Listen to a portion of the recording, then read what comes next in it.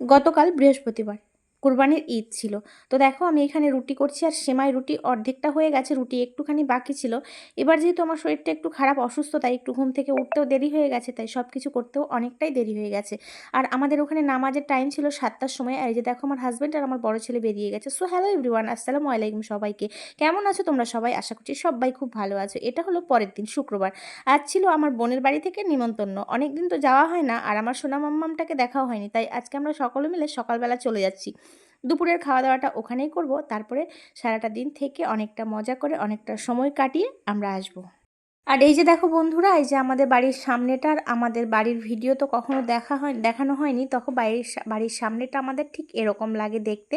আর এই যে দেখো আমার বরমশাই এখন তালা মারছে আর আমরা রাস্তায় বেরিয়ে গেছি। আর এই রাস্তায় আসলে এই দৃশ্যটা তো আমাকে অদ্ভুত ভাবে ভালো লাগে, ভীষণ ভালো লাগে। আর দেখো যাওয়ার সময় যাচ্ছি কতটা রৌদ্র আর গরম, আর ফেরার সময় এতটা বৃষ্টি হয়েছে ওখানে, দেখো পুরো রাস্তা ভিজে গেছে।